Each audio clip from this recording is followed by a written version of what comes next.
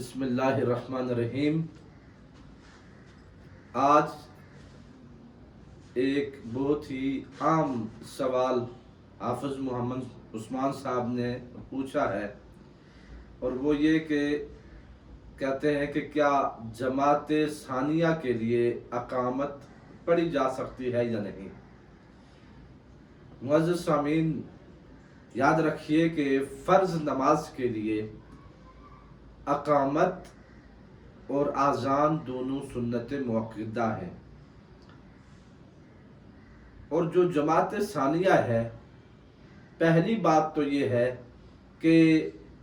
کسی ایسی مسجد میں جہاں کوئی امام مقرر ہے اور باقاعدہ بر وقت جماعت ہوتی ہے، تو وہاں پر معمول بنا کر جماعت ثانیہ کا قیام کرنا فقہا نے اس سے منع کیا ہے اور اسے مکروہ کہا ہے۔ اب صورتحال یہ ہے کہ اگر کوئی امام مقرر ہے تو پھر تو اتفاقاً وقت ہو گیا، آپ جماعت اول کو نہیں پہنچ سکے تو کسی نے جماعت کروا دی بغیر معمول کے، تو فبیہا، وگرنہ معمول بنا لینا اور جماعت اولیٰ کو ترک کرنا یہ جائز نہیں ہے۔ فقہا نے اس صورت میں معمول کے ساتھ جماعت ثانیہ کے قیام کو مکروہ کہا ہے، کیونکہ مسجد شرعی کی حدود میں جماعت ثانیہ شرعاً مکروہ ہے، اور یہ فتاویٰ دارالعلوم کا بھی شائع ہو چکا ہے، انہوں نے اس پر فتویٰ بھی دیا ہے، اور وہ کہتے ہیں کہ ہاں، مسجد سے خارج حصے میں جماعت کرنے کی گنجائش ہے۔ ایسی صورت میں اقامت بھی کہی جائے گی، یعنی خارج مسجد اتفاقاً جماعت ثانیہ کی صورت میں وہ اقامت کہے، اور اقامت کہنا مستحب اور اچھا ہے۔ یہ دارالعلوم دیوبند کا فتویٰ ہے کہ اتفاق سے اگر جماعت ثانیہ کا وقت ہوا، یعنی جماعت اولیٰ رہ گئی اور جماعت ثانیہ انہوں نے کروائی، اور انہوں نے جماعت ثانیہ کے ساتھ لوگوں نے نماز پڑھی، تو اس کے ساتھ اقامت کہنا مستحب ہے، لیکن معمول بنانا درست نہیں۔ فتاویٰ عالمگیری کی جلد نمبر 1 کتاب الصلاۃ میں، وہاں صاحب فتاویٰ عالمگیری نے اس حوالے سے لکھا ہے کہ کسی مسجد میں کوئی مؤذن اور امام مقرر نہیں،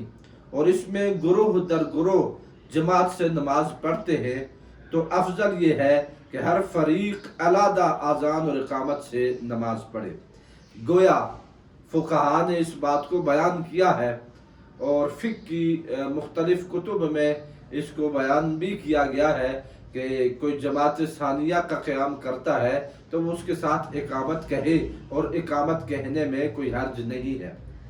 سوال کرنے والے نے یہ بھی کہا کہ مجھ پر کسی نے یہ اعتراض کیا ہے، اور اس نے مجھے کہا ہے کہ اگر جماعت ثانیہ کے لیے کسی نے اقامت کہی تو پھر ان کی نماز ٹوٹ جائے گی، درست نہیں ہوگی، حالانکہ یہ سراسر غلط ہے۔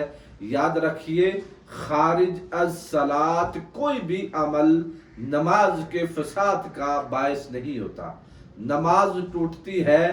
ایسے کاموں کے ساتھ،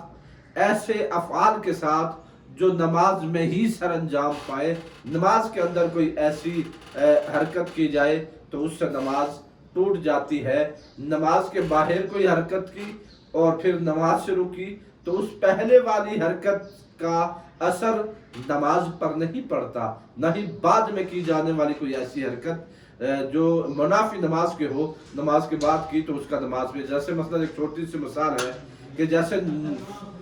رکوع اور سجود والی نماز میں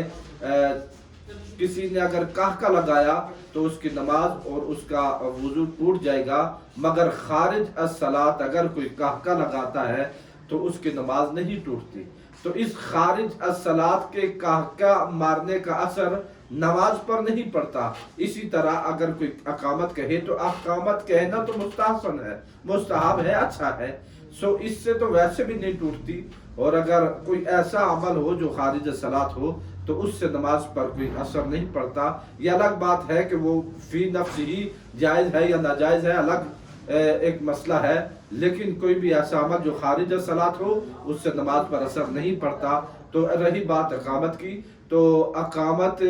کہی جا سکتی ہے اور اقامت کہہ کر نماز قائم کرنا اچھا ہے، اس سے میں کوئی حرج نہیں نماز کے ٹوٹنے میں، بلکہ اسے فقہاء نے مستحسن کہا ہے۔ اللہ رب العزت ہمیں ان مسائل کو سیکھنے کی توفیق عنایت فرمائے۔